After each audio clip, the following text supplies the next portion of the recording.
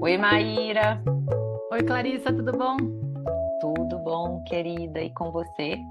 Tudo ótimo. Conta aqui para os nossos ouvintes qual que é o tema que a gente vai falar hoje. Então, Mar, hoje a gente vai falar sobre a nossa relação entre irmãos. E a gente vai focar muito na nossa relação com os nossos irmãos e o impacto que isso tem na nossa vida de uma maneira geral. Também vamos falar sobre a relação entre irmãos dos nossos filhos, mas o foco principal é olhar para a nossa relação com os nossos irmãos. E queria, né, dizer para os nossos ouvintes que a gente está muito feliz em fazer esse episódio juntas, né, resgatando aí o prazer de estar só nós duas aqui na tenda. Acho que a gente fica muito à vontade quando isso acontece. E relembrá-las também, quem segue a gente há bastante tempo, que a gente tem um outro episódio sobre relação entre irmãos que foi gravado com a Elisama Santos. Já faz um tempo, né? O episódio número 8. Exato, faz uns 7 anos. A ideia foi trazer de novo esse tema, mas agora com um novo olhar, um olhar um pouco mais profundo, ampliado, incluindo também a nossa relação entre irmãos e o impacto que isso tem na nossa vida, nas nossas dinâmicas relacionais. Então a gente vai trazer esse tema, fica aqui com a gente que eu tenho certeza que vai ser muito impactante e vocês vão poder mergulhar num universo aí que não é muito falado, né, Maíra? Exato. Na minha experiência, eu não tenho mais de um filho, eu tenho só a Nara, que tem 10 anos agora, né? Mas quando a gente pensa na questão dos irmãos, a primeira coisa que me vem é da minha experiência com os meus irmãos, né? Eu tenho uma irmã que tem 3 anos a mais do que eu, a Priscila, e um irmão que tem 7 anos a menos, o Léo. E eu me lembro muito, assim, se eu for tentar conectar com alguma questão que foi mais dolorosa, mais difícil de atravessar, foi difícil receber meu irmão. Léo, você me desculpa, eu vou falar umas coisas aqui, pode ser que você se incomode, mas acho que hoje você já tem clareza e maturidade para poder entender que nada disso é pessoal, é simplesmente a minha vivência. Mas eu me lembro de que quando meu irmão chegou, eu senti uma coisa assim de. Claro, perdi o posto da menina, da filha mais nova, né? Já não tinha mais esse lugar, mas também me senti muito rejeitada. Eu tinha 7 anos, então eu já tenho uma lembrança, né? Mas eu lembro que uma das coisas que me doía era perceber que ele tinha mais facilidade de se conectar com a minha irmã do que comigo. E uma das coisas que eu lembro que era simbólica era ele não aceitava o meu colo. E aí a minha mãe ficava dizendo: é porque você é muito magrinha, aí não deve ser tão aconchegante. E aquilo me doía. Mas assim, eu passei muito tempo observando assim, e sentindo essa diferença, né, do quanto eles conseguiam se dar bem e eu não conseguia aceitar muito a presença dele. E teve até uma coisa da gente ter uma fase que a gente mudou de casa, a gente morava num apartamento quando ele nasceu, né? E quando eu tinha 12 anos, a gente se mudou para uma casa. E nessa casa tinha o quarto dos meus pais e mais 2 quartos. E na outra casa, quando eu era menorzinha, eu dividia com a minha irmã o quarto. E a gente tinha já uma proximidade maior, era mais, né, se dava bem, muito bem. Mas quando chegamos lá, ela estava com 15, eu com 12, e ela meio que pediu para os meus pais: ah, será que eu posso ficar sozinha no quarto? Né? Tô com vontade de ficar na minha. Cara, de repente estava eu com 12 anos dividindo o quarto com meu irmão de 5. Aquilo foi assim, inaceitável, foi horrível. Eu me senti péssima. E foram alguns anos que eu encrencava muito com ele, que eu ficava muito incomodada com isso. Eu não sei direito como que foram as dinâmicas, mas eu lembro de eu estar, acho que com uma indignação assim acumulada. E depois eu acabei pedindo para ela, pelo amor de Deus, Pri, volta pro quarto, vem pro quarto comigo, divide o quarto comigo, eu não gosto de ficar com o Léo, não dá. Aí uma hora ela aceitou, menos mal. Então ele foi pro quarto, ficou sozinho no outro, e a gente começou a compartilhar. Sei lá, hoje eu me dou muito bem com ele, mas assim, demorou muito tempo para a gente conseguir ter uma afinidade, ter uma proximidade. Eu lembro que também, uma época que eu ficava muito querendo cuidar dos meus pais, porque eu sentia que eles estavam sempre estressados com algumas coisas, eu meio que ficava tentando colocar mais consciência no meu irmão, ficava tentando, tipo, tirar ele do comportamento dele, porque ele aprontava muito mais do que eu. Eu era muito certinha, boazinha, obediente, eu correspondia àquilo que meus pais esperavam de mim, né? E o meu irmão não, o meu irmão foi aquele adolescente mais complicado, né? E na época eu julgava pra caramba ele e eu ficava em cima dele. Então deve ter sido estressante para ele também. Desculpa aí, Léo.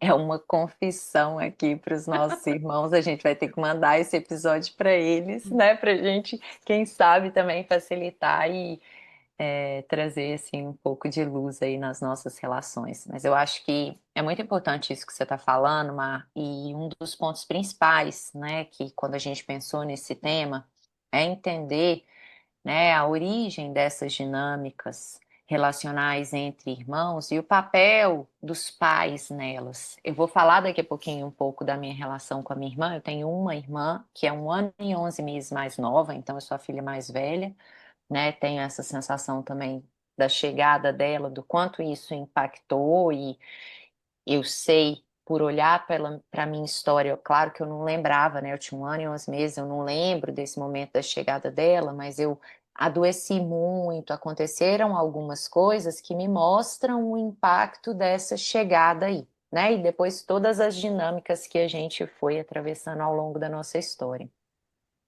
Mas o ponto principal aqui, né, quando a gente pensou em trazer o tema, eu trabalho muito, né, nos grupos terapêuticos, olhando para as histórias de vidas das pessoas, né, tanto com as minhas clientes individuais ou nos grupos, e muitas vezes eu percebo que as pessoas ainda têm dinâmicas com os irmãos muito conflitivas ou às vezes superficiais, né? A gente pensa assim, nossa, depois de tantos anos de convivência, né? E a gente cresce, às vezes a gente tem uma relação melhor, entre aspas, com os nossos pais do que com os nossos próprios irmãos. Nem sempre é assim, né? Mas muitas vezes sim. Ou com amigos, né? Sim, pouco íntimos, né, É, emocionalmente, umas relações às vezes mais superficiais, né, mais distantes, cada um sai seguindo ali a sua vida. E eu sinto que tem um fato que é muito importante da gente perceber nessas dinâmicas e talvez, né, nos atentarmos, que ajuda a gente a até suavizar, compreender melhor o porquê desses desafios, desses conflitos, ou até da cumplicidade. Às vezes a gente se une muito, tem gente que se une a um irmão ou uma irmã, né, para se proteger ali dos pais também, enfim.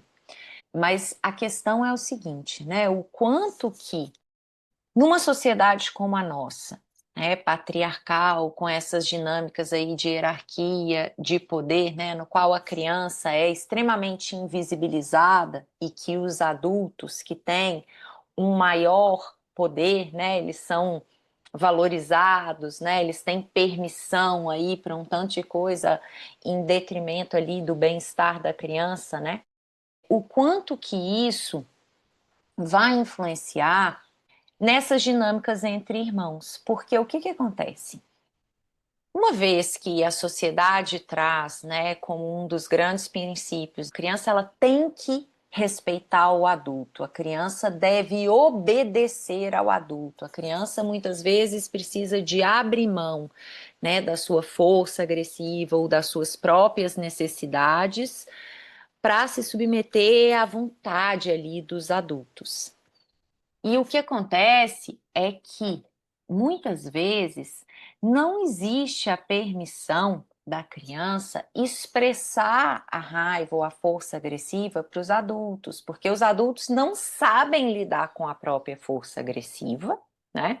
E tem muita dificuldade em acompanhar, acompanhar seria a melhor palavra que eu consigo encontrar para isso, né? De corregular e acompanhar a expressão da força agressiva das crianças. Quando a gente fala isso, muita gente confunde e acha que a criança ela vai mandar, ela vai fazer tudo que ela quer, e não é sobre isso de forma alguma. Mas é sobre compreender, né, a necessidade desse cérebro imaturo, desse sistema nervoso imaturo que a criança tem e da responsabilidade do adulto de corregulá-lo, de acompanhá-lo emocionalmente. Isso são temas que a gente traz aqui em diversos episódios, eu não vou me estender aqui. Mas a gente vive numa sociedade que traz como um pano de fundo que a gente deve se submeter a esse adulto e que a gente precisa de honrar pai e mãe acima de qualquer coisa, né? Inclusive é um dos 10 mandamentos, né, Uhum. das religiões cristãs ou católicas, não sei, né? Mas é um dos mandamentos honrar pai e mãe. E muitas vezes, nessa dinâmica de honrar pai e mãe, a gente, como criança, acaba abrindo mão da nossa força agressiva, porque quando eu uso ela para sustentar as minhas necessidades, para mostrar ali que tem algum limite meu que está sendo invadido, esses adultos vêm com uma força agressiva muito maior ou retiram a energia afetiva e aquilo fica ali dentro, né? E a gente entende que eu preciso de reprimir, que eu preciso de negar isso, que eu preciso de abrir mão. E de alguma forma essa força vai ter que sair. E aonde que ela sai geralmente? Nessas relações de pares entre irmãos. Então, dentro de um sistema familiar, é validado socialmente, né? Existe de certa forma um espaço para os irmãos expressarem essa força agressiva entre eles. É como se existisse uma permissão, e de certa forma é até comum falar, né? Irmão briga mesmo, irmão vai se dar mal mesmo, ou às vezes até em posições mais fortes, não, vocês têm que se dar bem, e de novo uma repressão disso, né? Assim, a criança está tentando pôr isso para fora ali, que seja na relação com o irmão, mas os adultos vêm de novo e reforçam essa impossibilidade de expressar. Mas o que vai fazendo com que esses irmãos ali, eles se afastem ou eles se conflitem muito. Por quê? Porque ao invés de eu conseguir expressar essa força agressiva para alguém que tem um cérebro maduro, que consegue ou poderia, teria a capacidade de me ajudar a me regular, né, me corregular e me ajudar a acompanhar minha força agressiva, a gente acaba direcionando isso para os nossos irmãos. Então, nos grupos e nos atendimentos individuais, eu trago muito isso. E é difícil muitas vezes das pessoas tomarem consciência de que as pessoas que tinham, né? Às vezes a gente carrega raiva dos nossos irmãos, né? Os mais velhos abusando do poder com os mais novos, né? Mas a gente carrega raivas e muita mágoa, muito conflito ali nas nossas relações entre irmãos que na verdade deveriam ter sido, né, acompanhada ou os únicos responsáveis lá na infância por poder mobilizar isso, acompanhar e permitir que essa força pudesse ser liberada, né, seriam esses adultos. Mas na impossibilidade de expressar para eles, a gente acaba trazendo isso nessa relação entre irmãos e aí dinâmicas muito pouco funcionais acabam, né, ficando aí, marcando essas relações, né? Faz sentido para você isso, Mar? Eu acho que faz muito sentido, e na verdade, assim, até para ampliar o olhar, né? Porque brigas entre os irmãos vão acontecer, né? A gente sabe que não tem como não ter conflito, mas é Com interessante certeza. você descrever dessa forma, porque faz com que a gente fique em alerta quando a coisa está muito constante, né? E porque dá para você observar o que será que está acontecendo nessa relação, né? Por exemplo, se eu penso a partir disso, né? Como que está a minha relação com os meus filhos e o quanto que eu dou espaço para eles expressarem essa agressividade comigo, né? De repente eu fico aí nesse pedestal de ser a mãe que não aceita nenhum tipo de imposição de limite, né? Muito isso, assim, a criança ela vai tentar muitas vezes, a partir da agressividade dela, colocar um limite, como você falou, quando eu me sinto invadida, injustiçada, quando eu estou incomodada com a forma como meus pais estão se relacionando comigo, né? E os adultos que estão mais presos nesse formato da educação tradicional vão muitas vezes levar isso para o lado pessoal, interpretar como falta de respeito, não conseguem ter esse olhar de que, opa, deixa eu ver o que eu estou promovendo nessa relação para que esse filho fique tão revoltado a ponto de usar essa agressividade e de falar assim comigo, né? Alguma coisa do tipo. Você falando isso me lembrou muito assim da dinâmica dos meus filhos, né? Por quê? E aí eu quero trazer esse exemplo que eu acho que vai ficar mais claro. O João, ele é 6 anos e meio mais velho que o Lucas. Então, no início, assim, com a chegada do Lucas, eu via muito o João fazendo esse movimento de ir em direção ao Lucas. E o Lucas pequenininho, né, assim, com 2, 3 aninhos, sustentava às vezes a força agressiva dele. Não, João, não quero, né? Colocava alguns limites e o João ficava incomodado. E depois, à medida que que o Lucas foi crescendo, né? Os dois foram crescendo, e aí o João começou a ter mais espaço, até por eu conseguir, né, respeitar e dar mais espaço para a própria força agressiva do João, assim, ele começou a expressá-la mais, inclusive em direção ao Lucas. Ele sentia muita raiva em ver a forma como eu estava tratando o Lucas, que com certeza, né, eu tive um segundo filho 6 anos e meio depois, meu primeiro, eu já falei isso em vários episódios aqui, como eu fui uma mãe completamente diferente para os meus 2 filhos, né? Então eu percebo que ele sentia muita raiva da forma como eu tratava o Lucas, mas a raiva dele era de mim, da forma do que ele não teve, e não do Lucas, mas ele nomeava isso brigando com o Lucas. Então ele falava assim: esse menino é muito mimado, ele é muito chato, você mima muito ele e tal. E principalmente falando do Lucas, julgando ele e trazendo ali aquela agressividade, deslocando para o Lucas. E aí eu geralmente tentava, né, trazer para o João, às vezes não no momento que ele estava ali com tanta raiva, eu esperava um pouquinho, né? Eu tentava esperar ele passar, dava uma mediada ali dentro do possível, mas depois eu falava com ele: filho, você tá bravo com a mamãe, né? Eu tentava nomear para ele isso e mostrar a raiz dessa dor. Muitas vezes, né? Isso que hoje você vê a mamãe dando pro Lucas, você não teve espaço, a mamãe não te deu esse espaço. Eu não conseguia enxergar determinadas necessidades suas naquela época. Então eu tentava nomear para ele e abrir um espaço para ele trazer essa raiva para mim, porque eu dou conta de receber isso, né? A frustração dele, a raiva dele diante daquilo que talvez não existiu para ele ou que ainda é mais difícil, né, na nossa dinâmica relacional de eu oferecer para ele. Então eu percebia que eu era muito mais rígida, muito mais dura e às vezes ainda sou muito mais exigente.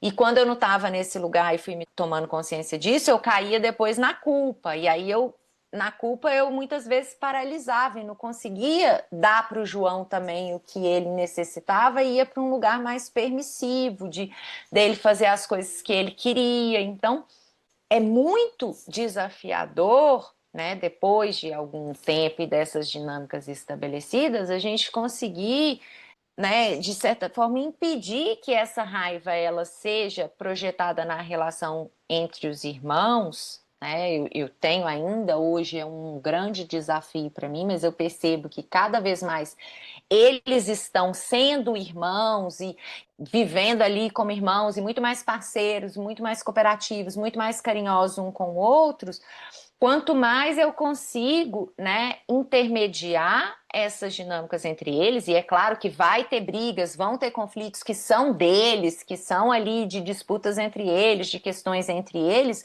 mas o que eu estou querendo dizer é que grande parte desses conflitos eles surgem diante da impossibilidade da gente acolher a força agressiva dos nossos filhos, né? Dessa impossibilidade deles deslocarem isso pra gente, de comunicarem, né? E se eu não estou atendendo a necessidade deles aqui, eles vão, de certa forma, começar a pedir de outras formas, né? E mostrar isso com comportamentos desafiadores e muitas vezes vai ser ali brigando com o irmão, como uma forma da gente ir ver o que que eles estão precisando, né? Quando a gente está conseguindo atender muito, quando eu estou próxima de um, quando eu estou próxima do outro, quando eu consigo vê-los ali na sua individualidade, quando eu consigo me aproximar de cada um deles, né? Eu percebo que existe muito menos conflito entre eles, né? Existe muito mais uma cooperação, uma relação muito mais harmônica ali, e uma tolerância maior para aceitar as diferenças né, e o espaço de cada um ali naquela família. E uma curiosidade, e como que foi para o João? Você acha que essas conversas fizeram ele identificar que essa raiva era com você? Aos pouquinhos ele conseguiu expressar isso? Nem sempre, assim, né? No início, ele tinha uma certa resistência, assim, principalmente quando eu tentava falar sobre isso, quando ele ainda estava sentindo raiva, era mais difícil dele receber. Então, muitas vezes, quando eu vinha e falava esse tipo de coisa, eu falava assim, filho, você tá aí com raiva da mamãe, isso aqui. Para de ele vinha assim, para de defender ele. Vocês estão. E ele trazia isso com muita força. E realmente, às vezes, até o nomear que era de mim e me colocar ali para proteger o mais novo daquela força agressiva e deixar ela vir para mim, incomodava ele, né? Claro. Então, no início, ele trazia muito isso. Para de defender eles, mas vocês são muito puxa-saco. Ele falava assim comigo, com o Rafa. Mas, aos poucos, né, eu comecei a esperar, às vezes até deixar um pouco ali rolar, óbvio que sem, né, medindo ali as consequências e a força dessa agressividade, assim, que acontecia nas dinâmicas dele. Mas, às vezes, eu deixava para o Lucas também poder, né, se impor e colocar os limites e sentir. Eu deixava assim, estou acompanhando, interessada aqui, Uhum. mas eu esperava dar uma esvaziada e aí no momento posterior eu ia e conversava. E aos poucos, sim, eu tenho percebido, como eu disse, o quanto que a dinâmica entre os dois tá muito mais íntima, tá muito mais gostosa, tá muito mais, né, cooperativa. Os dois, eles têm, apesar da grande diferença de idade, hoje, né, à medida que um vai entrando na adolescência, o outro tá mais novinho ainda, fica maior essa distância. Quando eles eram menorzinhos, eles Uhum. brincavam mais e tal, mas agora, assim, são mundos muito diferentes, mas mesmo assim tem pontos em comum assim muito bonitos de ver, assim, tem momentos que eles se encontram e aí eu percebo o quanto que eu também preciso de cuidar e facilitar isso. E que às vezes a minha rigidez me impedia de perceber, né? Mas hoje está bem mais fluida essa relação entre os dois, sem dúvida alguma, assim, e dá um quentinho no coração, sabe? Ah, Quando a gente consegue falar assim, não, pera, não é sobre o seu irmão, é sobre o que eu não estou conseguindo atender aqui, que te deixa assim, você tá projetando nele, né? Então vem aqui e traz para a mamãe, porque eu sou adulta e eu tenho condição de acolher isso que você está trazendo e acompanhar, né? Com a minha maturidade, teoricamente, né? Do meu sistema nervoso. nada como ser filho da Clarissa. Ah, é. Aham. Não, mas assim, muito legal. Você foi falando também um pouquinho mais atrás, falando dessa questão de como também pode acontecer dentro da dinâmica entre os irmãos, né? Tanto essa coisa do entender que eles vão ter muito conflito, mas também, isso é coisa de irmão, né? Essa coisa que você falou, isso é coisa de irmão, né? Tá tudo certo, eles vão mesmo que se pegar, faz parte. Na minha casa já era o oposto. É do tipo assim, aqui não tem espaço para briga. Irmão tem que ser amigo, não pode brigar, tem que fazer as pazes. E na minha casa, meu pai me teve com 25, minha mãe com 28, mas teve a minha irmã com 22. Meu pai tinha 22 e minha mãe 25. Então, eles tinham 3 anos de diferença. Minha mãe era mais velha que ele. Casaram com 20. Meu pai foi emancipado para casar, aquelas coisas. Então, eles tinham pouca experiência com a vida. E uma das coisas que eles faziam era evitar conflitos ou dissimular. Quando eles brigavam entre si, eles ficavam fazendo aquela coisa que parecia que não estava acontecendo nada, mas tinha alguma coisa no ar.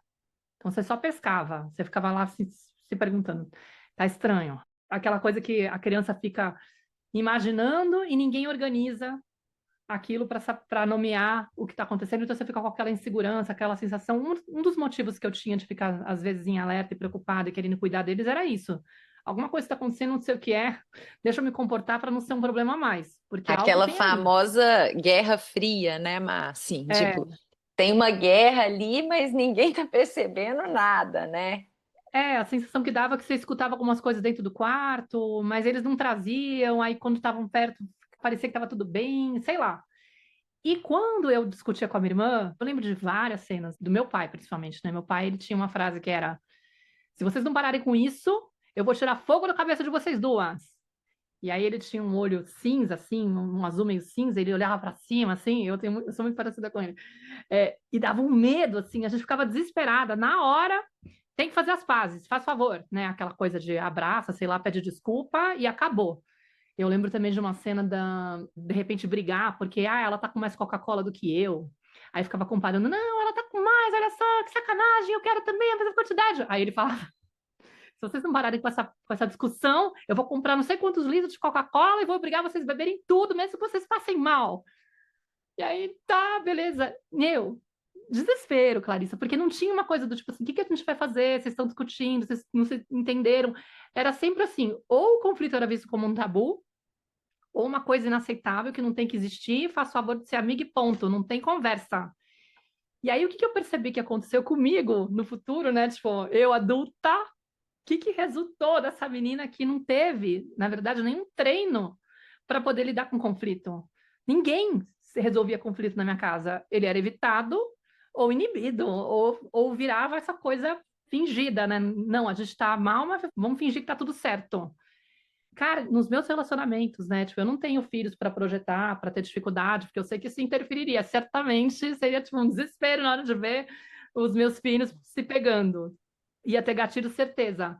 Mas nos meus relacionamentos de amizade e amorosos, nossa, é um bloqueio, assim, sabe?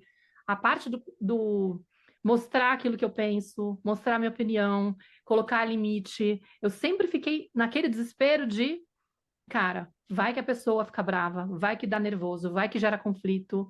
Então eu fugia.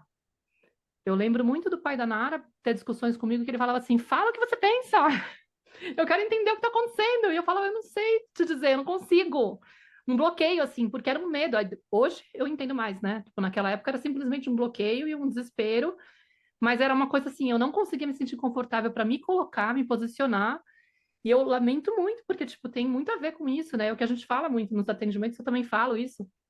Gente, os conflitos, a gente não tem que ficar acreditando que o nosso objetivo é evitar que eles surjam, porque faz parte da vida. Eles são como tudo, né? A gente está aqui, a gente está se relacionando, tem horas que a gente se desentende, tá tudo bem. Não é um problema ter conflitos. O conflito ele serve, inclusive, para a gente poder aprender a lidar com conflitos, para ter essa habilidade, para saber como negociar, para saber como se posicionar, se defender, né? Sei lá, se colocar de uma forma que não seja explosiva.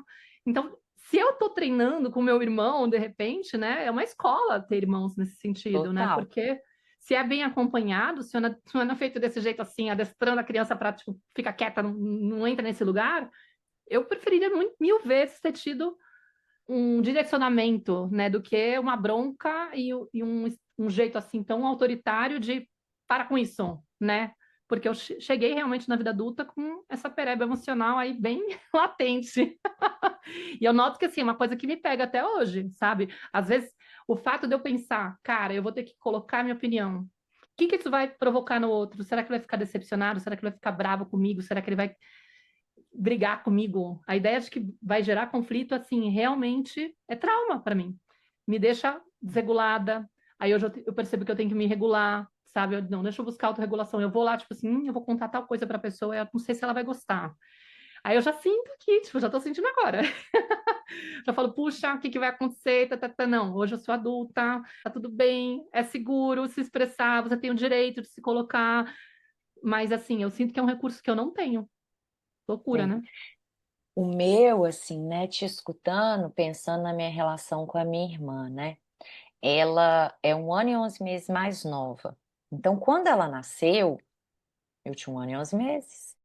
Foi uma época que eu adoeci muito. Eu tive uma crise de bronquite e os meus pais, na época, fizeram de tudo, assim, me levaram em vários médicos, tudo entre aspas, assim, mas me levaram em vários médicos Meu pai falou que assim, eu devo ter passado por uns 5, 6 médicos e ninguém conseguia resolver assim a minha bronquite, né? Foi uma coisa bem crônica e que apareceu justamente depois da chegada da minha irmã, né? E aí a gente pensa hoje, com o olhar que eu tenho, assim, né? O quanto que faltou para essa menininha, né? E que de alguma maneira a doença foi uma forma de chamar a atenção ali para aquilo, né? O quanto que essa chegada desse irmão e perder esse espaço de exclusividade que provavelmente, né, já tinha ali pouco pensando nas necessidades bem profundas da criança, né, e na nossa incapacidade mesmo de sentir, de atender essas necessidades básicas de conexão, enfim, né, o quanto que foi doloroso e difícil para eles, para mim mesmo, assim, né, processar tudo isso, né? Então, assim, muito triste por tudo isso, por não estar sendo, me sentindo vista, por ter que compartilhar esse olhar, por essa chegada desse outro ser, assim, de uma forma inesperada para a própria criança, né? Que cria aquela, vai chegar o irmãozinho, vai chegar o irmãozinho, mas que no fundo, para a criança é eu ter que partilhar isso que nem sempre é suficiente para mim, ainda vou ter que partilhar com esse outro aqui, né? Então, meu corpo adoecia, né? Meus pais já me contaram que uma vez, nessas buscas por esses médicos, teve um dos tratamentos que, assim, o salário inteiro do meu pai era para comprar a medicação da bronquite, que era um remédio caríssimo, assim, que nada resolveu. Resolveu quando eles encontraram um pediatra homeopata, e aí ele encontrou um remédio, acho que é unicista, eu não sei como que chama direito, que era um remédio que é o remédio da pessoa, assim. E aí eu comecei a fazer esse tratamento, era o meu remédio, meu pai lembra até hoje, ele fala assim, é o calcário, é carbono, não sei o quê. Tipo, o nome do remédio, e ele fala assim, esse remédio, qualquer coisa que você tinha era esse remédio e era impressionante, assim. E aí eu consegui tratar essa bronquite, enfim. Bom, mas o sintoma ele vai se deslocando também, né? Eu vejo na minha relação com a minha irmã, foi uma relação muito aparentemente assim próxima, né? A gente estava sempre juntas, mas sempre tinha muita gente assim, né? Sempre tinha muitas crianças, muitas vizinhas, então a gente conseguia de certa forma dissipar um pouco dessa tensão nossa ali com essas outras amigas, tinha sempre muito conflito, né? Eu era muito, como irmã mais velha e essa mais responsável, mais certinha, eu era muito certinha e a minha irmã, ela era a que se atrevia, que expressava mais, ela era ariana, né? Expressava a força agressiva dela com muito mais vigor, assim.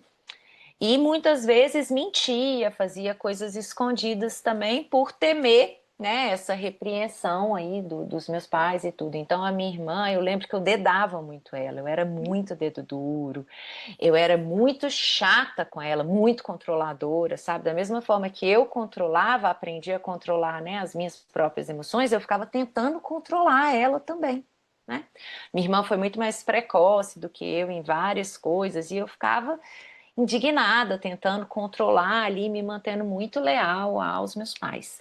Então, eu percebo, né, hoje, olhando para a nossa relação, o quanto que ela sentia raiva de mim, né? E durante toda essa infância, assim, o quanto que ela sentiu raiva de mim e que ela até hoje, muitas vezes, entende que eu fazia o papel de mãe, pelo fato da minha mãe muitas vezes estar pouco disponível e tudo, era eu que ficava, minha mãe não precisava de fazer, porque eu já estava ali controlando a minha irmã, eu contava tudo que acontecia, e eu que ficava tentando fazer com que ela fosse responsável, com que ela, sabe, facilitasse para os meus pais, com que ela fizesse o que eu achava que era correto, assim como eu fazia. Então eu era muito chata com a minha irmã. E aí, só trazendo para o contexto de hoje, né? A gente tem uma relação ok. Eu sei que se eu precisar a qualquer momento, e como eu já precisei algumas vezes, É só eu ligar para ela. Mas a gente não é, a minha irmã, né? Ela não tem filhos, ela trabalha viajando, ela viaja o mundo inteiro. Eu, né? A gente está aqui em Florianópolis, ela mora no Rio de Janeiro, mas ela está sempre viajando. Então, às vezes ela está em fusos horários muito distintos. Então a gente não se fala com muita frequência. Mas sempre que a gente fala é muito prazeroso, muito gostoso, né? A gente tem uma boa relação nesse sentido. A gente fez uma viagem recentemente e eu percebi coisas muito profundas dessa relação, assim, que a gente só acessa uma outra quando a gente está com desafios. Ela, quando ela não aguenta mais, assim, ela tem desafios emocionais, às vezes ela está em relações muito desafiadoras, assim, quando ela já não tem mais recurso, ela me liga para desabafar, para pedir um conselho, para assim, mas a gente aprendeu a ser muito cada uma na sua, se virando, né, e tentando sobreviver, assim, só no último recurso que a gente acessa uma a outra. E eu também, né, quando preciso, eu acesso ela. A gente sabe que a gente pode contar, mas falta uma intimidade. E aí a gente viajou recentemente, eu, ela, minha mãe, mais uma tia, uma amiga dela, enfim, a gente viajou sem as crianças, sem o Rafa e tal. E nessa viagem foi muito louco, assim, porque no início, de novo, assim, foi muito gostoso, a gente estava super bem e tal, mas com o passar dos dias, eu fui percebendo que existia uma raiva dela em relação a mim, muito grande, sabe assim, e que ela começava a ficar sem paciência comigo, e eu ia para um lugar de muito medo de me posicionar, de impor a minha força agressiva, de sustentar as minhas necessidades, e ela vinha com uma, assim, às vezes com uma fala meio agressiva, com algumas coisas muito bruscas, assim, e que aquilo me assustava e eu ia para um lugar de congelamento, de silenciamento. E isso aconteceu durante bastante tempo, assim, né, esses últimos dias da viagem. E na volta, a gente estava sentada, eu, ela e a amiga dela, ela estava no meio, no carro, a gente estava no banco de trás, minha mãe e minha tia no banco da frente, nós três. E foi tão louco, Mar, que eu comecei a perceber que nos balanços do carro, assim, eu estava tão travada fisicamente que a hora, e ela também, que a hora que o nosso braço se tocava, eu estava tão atenta ao que estava acontecendo no meu corpo, que a hora que os nossos braços tocavam, era incômodo para mim, assim, sabe? Era desconfortável, eu não ficava à vontade, assim, o toque com ela. E aí, aquilo estava dentro de mim, né? E eu querendo falar para ela e nomear e falar assim. E ela, na dinâmica, assim, eu percebi, assim, que ela, às vezes, movimentava a força agressiva na minha direção e poupava muito minha mãe, né? Assim, defendia minha mãe. E às vezes era uma questão que eu e minha mãe estávamos, tipo, no mesmo lado, falando ali alguma coisa para ela e não sei o quê, mas quando ela ia brigar ou ia contrariar, ela vinha para mim. E Uhum. várias outras vezes também, quando ela estava falando alguma coisa e ela queria confirmação, ela olhava para mim, ao invés de olhar para minha mãe. Assim. Então, ela tem um lugar de muita admiração, eu sei, isso é notado, de muita admiração, mas ao mesmo tempo de muita raiva, né? Pela dinâmica que a gente estabeleceu lá atrás. E aí eu não consegui, foi tão louco, né? Que eu não consegui falar para ela o que eu estava sentindo e o que eu estava percebendo. Mas aí, quando eu estava no aeroporto, sentada, né, indo embora para minha casa, eu organizei tudo e escrevi para ela. E escrevi assim o que eu senti, né? Falei que foi muito bom, que eu agradecia, porque foi um movimento dela essa viagem, sabe? Ela que fez pra gente ir tudo. Eu nem estava podendo, ela pagou minha passagem, então tinha uma vontade muito grande. Eu tô até ficando emocionada aqui. Mas Uhum. tinha uma vontade muito grande da gente estar junto. Mas depois de um tempo, a dinâmica apareceu ali, sabe? Essa falta de intimidade, essa raiva que está aí reprimida, que nunca pôde ser trabalhada. Então eu meio que dei uma escancarada nisso. Eu falei com ela, eu falei assim, ela chama Isabela, eu falei, quando eu escrevi isso para ela, eu falei, Isabela, eu percebo que tem muita raiva na nossa relação, né? Que você tem muita raiva de mim. Diante de tudo que eu fiz, eu tenho total clareza do quanto eu também, né, sentia raiva da ausência né, que eu percebia, às vezes, da mamãe, dela mediano, dela presente, dos nossos pais ali presentes e mediando as nossas relações, e eu ficava nesse lugar de controle com você, né, de ser muito dedo duro, de ser muito certinha, de ficar te podando, de ficar brigando com você. E é legítimo que você sinta raiva de mim. E eu percebo que isso ainda está aqui. E escrevi várias coisas, falei assim, mas na verdade, né, fui mostrando para ela que essa raiva não era só de mim e dessas dinâmicas, que eu também era uma criança naquele momento, né, e que a gente precisava de falar, que seria muito bom, que eu não consegui falar com ela pessoalmente, que eu fiquei com muito medo, também acessou aí os meus gatilhos na viagem e tudo, mas que a gente que na próxima oportunidade que a gente tivesse junta, não achava que era uma conversa também para ter para o WhatsApp, nem por telefone, que eu queria muito tocar nesse tema e tal. E foi muito bonito como que depois de falar isso, como que a dinâmica ela deu, o fato da gente nomear as coisas, como que teve um impacto e hoje a gente está, isso tem que, sei lá, 6 meses essa viagem? Nem sei, talvez menos.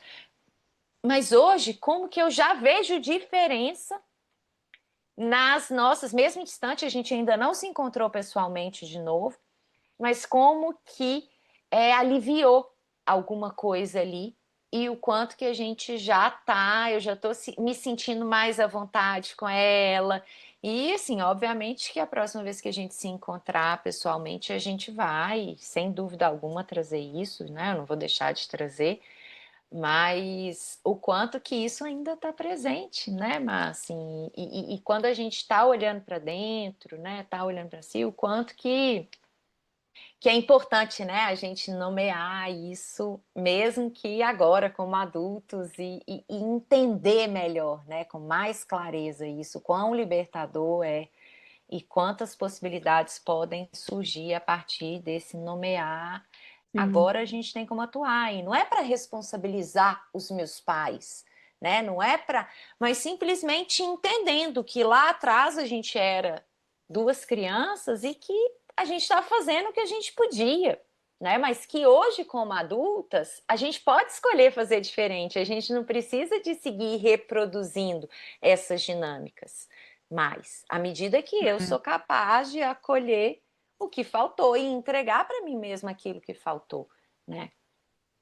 Nossa, muito lindo, claro, porque foi realmente uma possibilidade de cura, né, que você acabou encontrando e abrindo para poder se aproximar dela e gerar e promover essa intimidade maior, né? Porque ao mesmo tempo que não dá para a gente garantir, né, uma coisa que a gente tem, que a gente romantiza às vezes, eu vou dar um irmãozinho para o meu primeiro filho, e aí a gente cria essa expectativa, faz aquele script, né? Vai ser tão lindo, eles vão se amar, eles vão ser amigos para sempre, vão ser cúmplices um do outro, mas a gente não tem como garantir.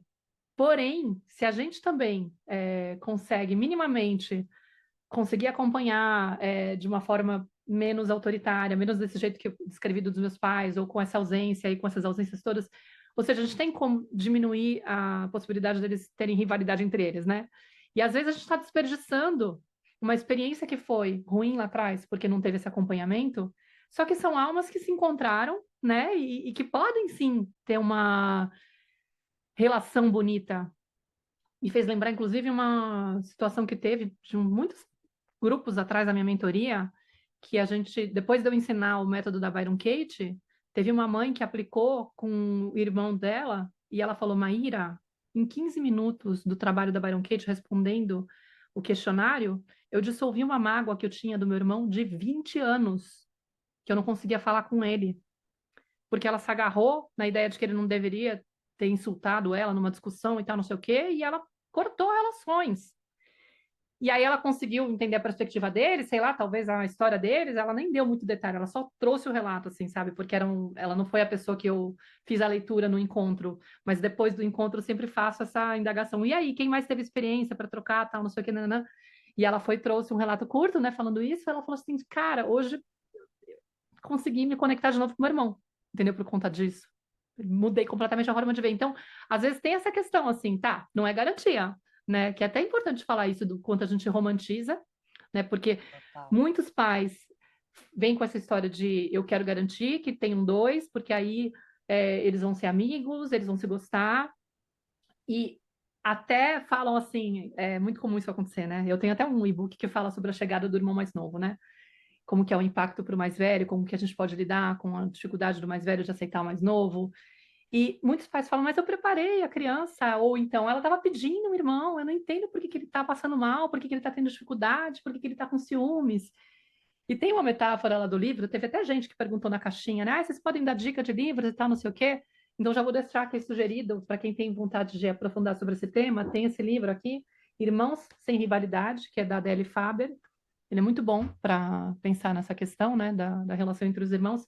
Mas tem uma metáfora muito boa que a gente falou lá no episódio da Lisama, mas vale a pena retomar, que é você imaginar que se você tivesse aí num relacionamento com teu parceiro ou tua parceira e de repente um dia ele aparecesse em casa com outra mulher e falasse assim, gente, meu amor, sabe o que acontece? É que meu amor por você é tão grande, é tão abundante, é tão incrível, eu tenho tanto amor para dar, que eu decidi trazer outra pessoa para nossa casa e compartilhar um pouco desse amor que eu tenho com essa pessoa, com essa mulher.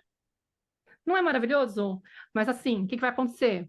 Como ela acabou de chegar, eu vou colocar ela no nosso quarto e você vai ficar no outro quarto, porque ela tem que se acostumar, ela acabou de chegar, ela não sei, ela não conhece ainda a casa. Aí assim, sabe aquelas roupas que você estava usando antes da gravidez, antes de você engordar um pouquinho?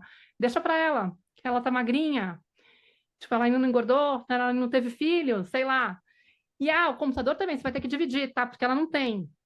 E imagina para você, de repente, chegar com essa informação, com essa situação do cara impondo que porque ele ama muito você, ele tem o suficiente para dar para outra pessoa. Você ia achar incrível essa nova amiga que chegou, essa outra pessoa que chegou na casa, ou você ia querer dar um soco na cara dessa pessoa, sinceramente falando, né? Então, assim, a gente às vezes cria um script na cabeça, achando que o fato de trazer um irmão vai ser lindo, porque olha só, é uma oportunidade de um encontro de almas, vai ser muito gostoso. E tem a parte que é muito gostosa, mas o impacto que uma criança mais velha tem, geralmente é tipo, o que está acontecendo? Muda completamente a realidade desse irmão mais velho, né? Você sentiu isso, eu senti isso. Então a gente sente como uma ameaça a presença daquele serzinho, né? Aquele serzinho, de fato, toma toda a atenção da tua mãe. Tá quase tudo direcionado, ela tá fusionada emocionalmente com esse bebê e tá precisando se doar para esse bebê. Então, é diferente a experiência que ele tem do que ele é nutrido da mãe, do quanto que ele recebe dessa mãe, enquanto tem um bebê na casa. Toda a atenção vai para o bebê, todo mundo, ai, que coisa fofa, maravilhosa. As visitas vêm trazer presentinho para criança, para o bebezinho, não sei o quê. Então ele se sente excluído, ele se sente de fora.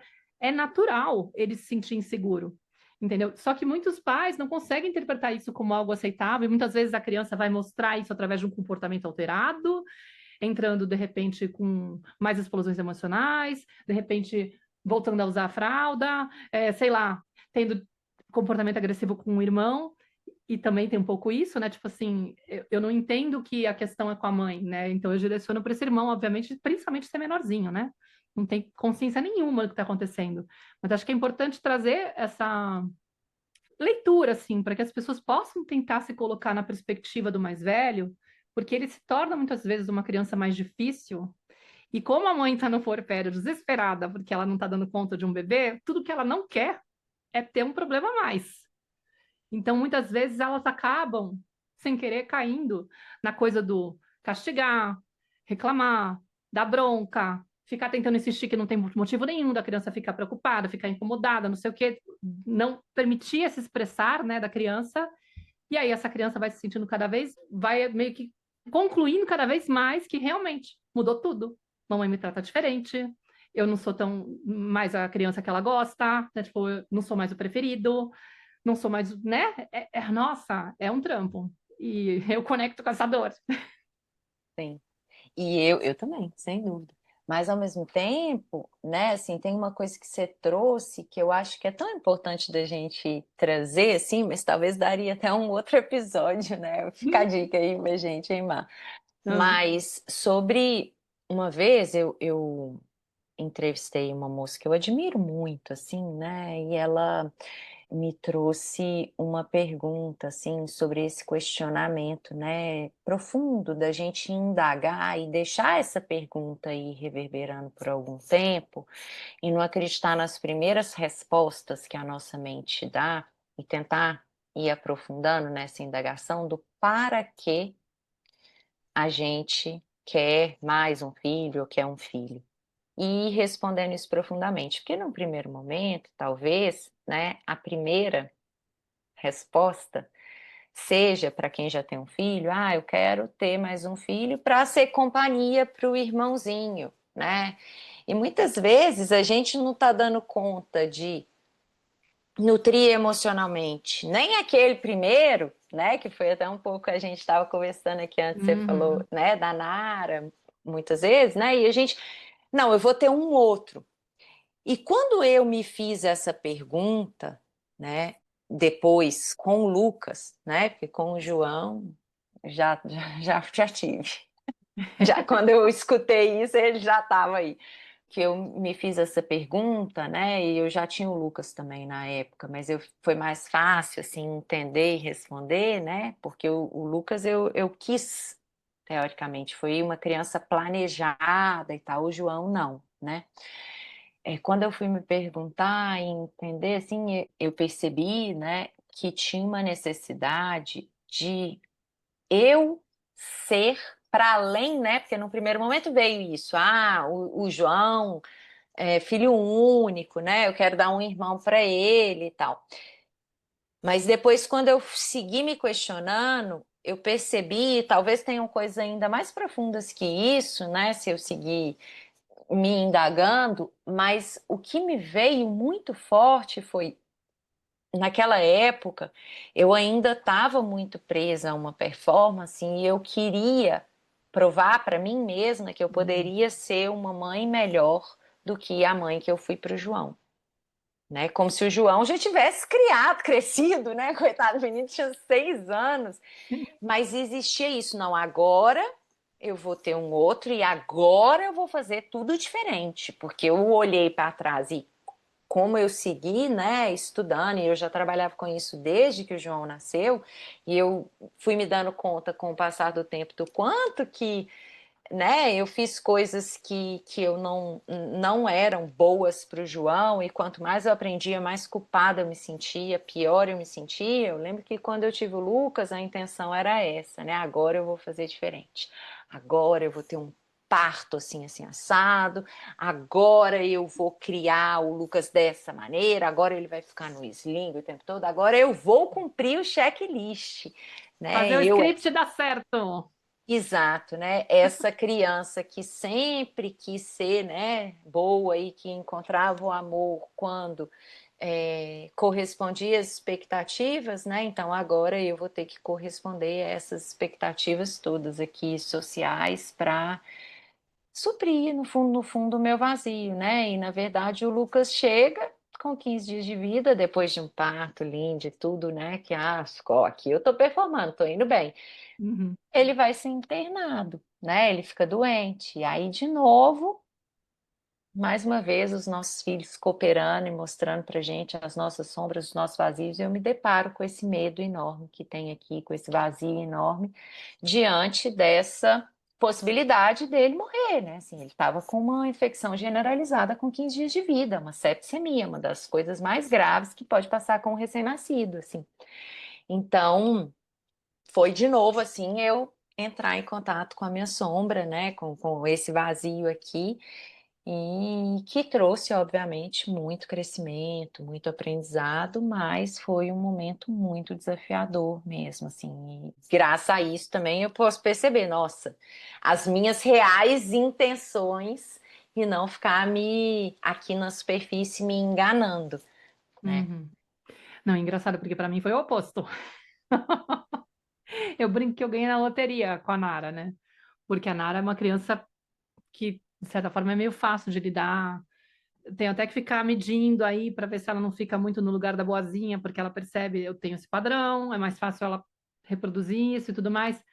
Só que eu tive ela aqui na Espanha, né? Há 10 anos já, estava junto com o pai dela na época. Foi planejado, mas foi uma coisa meio assim que eu a gente falava sobre o tema, mas falava assim, ainda não, nada a ver.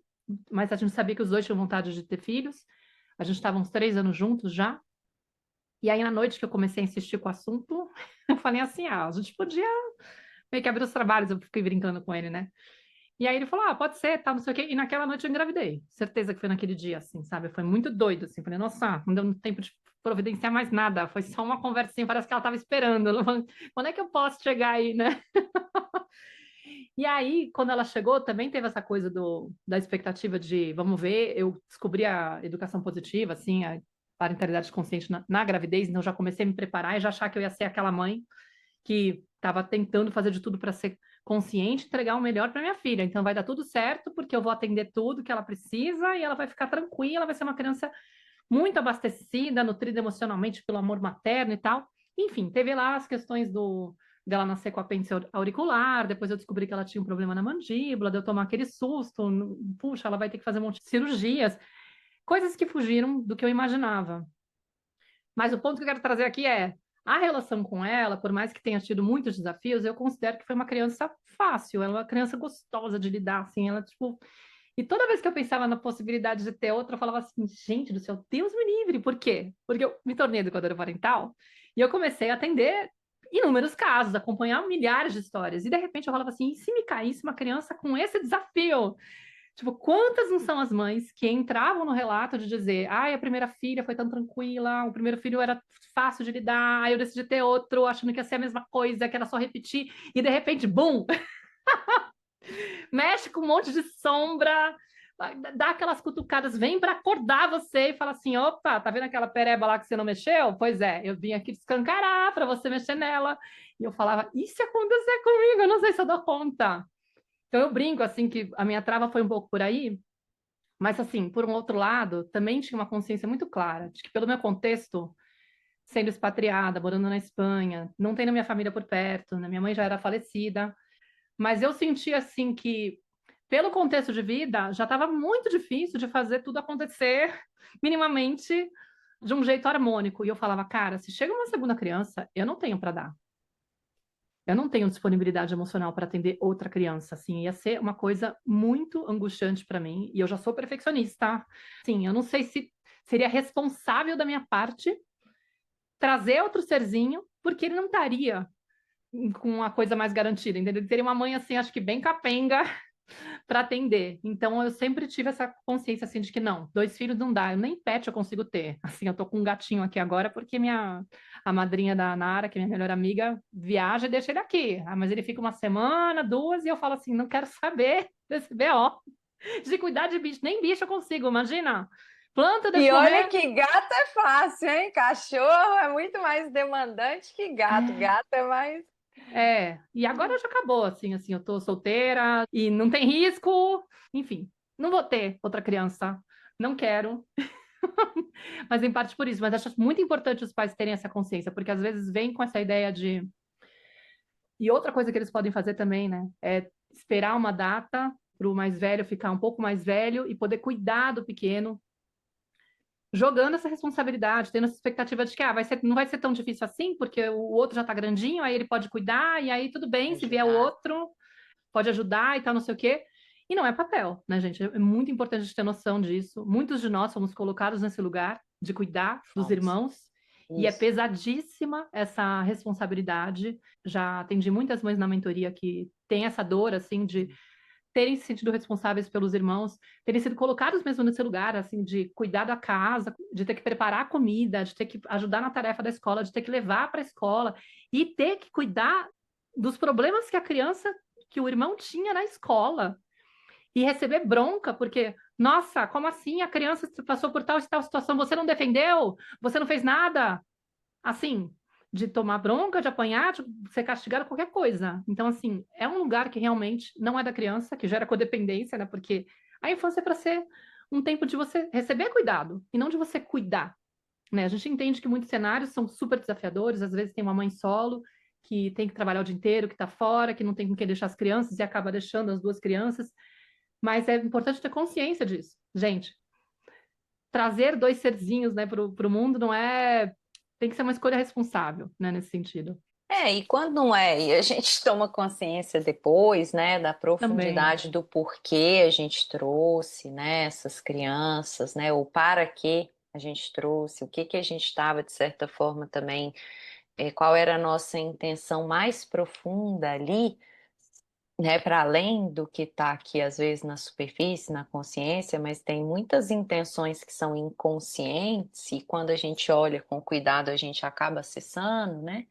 Eu sinto que é isso, assim, né? Mesmo a gente descobrindo isso depois, agora é olhar para eles, né? Eu queria te dar uma provocada quando você falou, falando assim, né? Ah, eu tive uma só, mas mesmo a Nara sendo uma filha só, você já sabe que já já tem esse movimento do segundo nascimento. Então, Hum, muitas coisas que talvez, né, você não conseguiu olhar, atender ali, de novo, a vida ela é tão sábia, né, tão generosa, que essa mesma filha vai nascer de novo num outro lugar. E se a gente tem olhos para ver, se a gente está ali, a gente vai ter, assim, né, uma outra menina chegando e trazendo outras provocações, né, e se revelando de um outro jeito.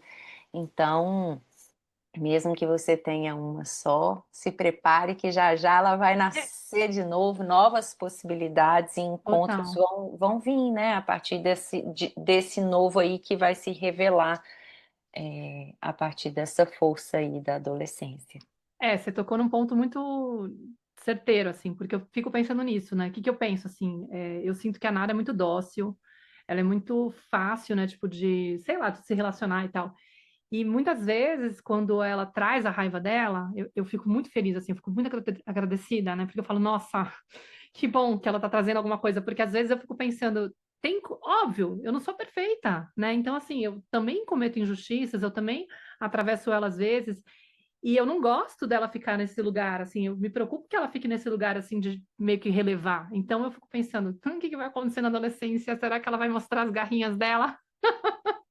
Ou vai ser igual a mamãe, que também na adolescência ficou nesse lugar apagadinho e tal, não sei o quê. Também. Mas eu tento estimular, e eu espero de verdade que ela me provoque nesse sentido. Mas o que eu pensei foi: eu não sei se eu dou conta de dois, eu não quero jogar na loteria de novo, eu tenho medo.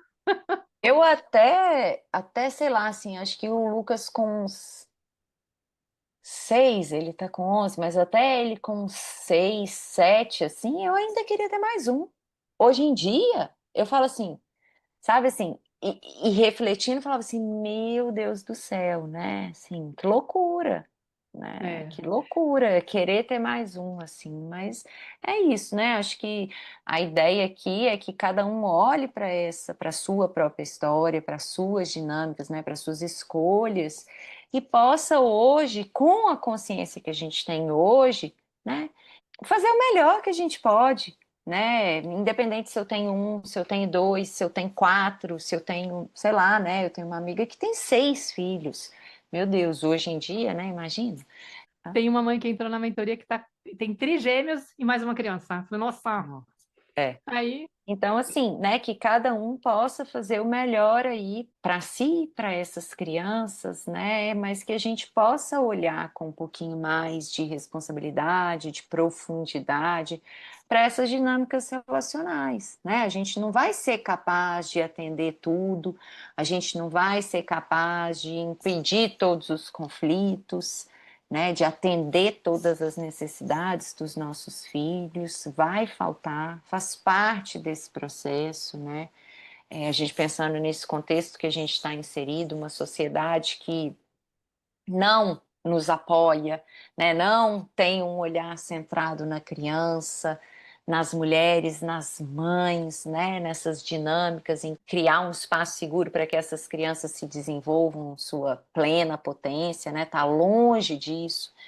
Então, a gente não está aqui, acho que é importante dizer isso, né? Assim, a gente traz de vez em quando, mas é tão importante, né? Assim, aqui para julgar ninguém, para entendendo que a gente está inserido num contexto que não é favorável de forma alguma. Mas quanto mais a gente compreendendo esse contexto e olhando com responsabilidade também para as nossas escolhas, né, para as nossas vivências, eu sinto que a gente vai acessando um certo poder de ação, né? Tem um certo limite que esse contexto traz, sem dúvida alguma, para algumas pessoas muito maior, mas que dentro do possível que a gente vá acessando ali a nossa responsabilidade individual, um olhar mais profundo, né? Entendendo que as crianças dentro dessa estrutura hierárquica e de poder são seres mais frágeis, né? São seres que necessitam, que teoricamente toda a sociedade deveria estar ali olhando e criando possibilidades, dentre elas políticas públicas, né? Possibilidades realmente da gente poder criar um chãozinho seguro e se responsabilizar como coletivo para que elas possam florescer na sua plena Uhum. potência, né, Mar? Acho que é isso que é o nosso intuito de trazer aqui. Ah, que lindo. Eu acho que é isso mesmo, querida. Acho que fica aqui, tipo, uma mensagem, assim, talvez um estímulo. Eu gostei muito quando você falou da história com a tua irmã, mas pensar que a gente pode realmente, de repente, encontrar esse lugar de olhar para as nossas histórias, ver como realmente a gente não tinha poder de fazer diferença, porque nós éramos crianças e a gente estava dentro de uma dinâmica ali, estimulada aí por adultos que também tinham suas histórias e sua forma de levar as coisas sem ter consciência do que estavam promovendo, presos aí nos padrões deles, nas dores deles, enfim, não tem muito sentido a gente rastrear o porquê, né? Mas simplesmente foi o que foi. E o resultado disso muitas vezes é ter relacionamentos que são dolorosos, mas que de repente podem ser olhados hoje desde essa perspectiva, né? De que não tivemos como viver de outra forma essa relação. Será que tem uma possibilidade de uma reaproximação, de repente? Não sei se é o intuito muito, mas talvez vocês se inspirem a olhar desde um outro lugar para essa relação e pode ser que se inspirem a se reaproximar do irmão, de uma irmã, de uma outra forma, reconhecendo isso tudo, né? Tipo, nossa, a gente realmente não tinha escolha, né? A gente estava lá imerso naquele mundo. E também de olhar para a relação com os filhos, né? Como que é intermediar e acompanhar os conflitos, os desafios entre eles e tal, pensando um pouco na nossa história, né? O quanto isso influencia e se a gente tentar revisitar isso, tem aí uma chance da gente também limpar o nosso olhar e conseguir se conectar com eles e acompanhar com mais leveza, né? Acho que é por aí. É, eu acho que quando a gente, né, olha para a nossa história e se vê ali como crianças, né, e sentindo mesmo a criança na sua natureza, nos seus potenciais, na sua capacidade e também nas suas limitações, na sua dependência, na sua vulnerabilidade, a gente consegue olhar para a gente mesmo de uma maneira mais generosa, mais compassiva, né? Dando espaço para sentir aquilo que essa criança que a gente foi sentiu. E quanto mais a gente consegue ter esse olhar empático, generoso para a gente mesmo, mais isso vai transbordar nas nossas relações. A gente vai conseguir sentir melhor os nossos filhos. É sobre isso, a gente fala tanto sobre isso aqui, né? A gente vai É, conseguir os sentir nossos melhor os filhos nossos filhos e acompanhar melhor e as pessoas, de forma e os geral, nossos né? irmãos, Exatamente, os nossos né? Porque irmãos. às vezes tem uma mágoa de lá de trás que tá Hum, até hoje aqui, e de repente você fala, gente, ele era uma criança. isso, que lindo. Também, sem Isso, saber como lidar com aquilo, imaturo, com travas, influenciados por esses pais, por esse ambiente que de repente não proporcionava uma isso. forma de lidar com tais situações e tal. Enfim, era uma criança, né? Então acho que pode ser, não sei, É isso, é isso. Que é bom, isso. pessoal. Se você chegou até aqui, a gente agradece a sua presença, a sua companhia e a gente se vê no nosso próximo episódio. Um grande beijo e até lá. Beijo, Mar. Tchau, querida, obrigada. Foi maravilhoso. Tchau, queridos. Tchau. Eu sou a Clarissa de Aquiara. E eu sou a Maíra Soares, e você acaba de escutar mais um episódio da Tenda Materna, um podcast sobre maternidade e autoeducação. Nossa conversa de hoje te tocou de alguma forma? Tem algo que você vai fazer diferente depois de ter escutado esse episódio? Se sentir no seu coração, compartilha com as suas amigas o nosso podcast. Deixe um comentário no nosso perfil do Instagram, @tendamaterna.podcast, ou no aplicativo do Spotify, contando como esse episódio mexeu com você. Segue a gente para não perder nenhum encontro de inspiração, crescimento, trocas profundas e muito apoio. E se você curte a Tenda e tem interesse que o nosso projeto se expanda, nós te convidamos a se tornar uma apoiadora. Para isso, é só você entrar na página www.apoia.c/tendamaterna e fazer a sua contribuição. O link clicável está aqui na descrição do episódio. Muitíssimo obrigada! Nos vemos em nosso próximo episódio. Até lá!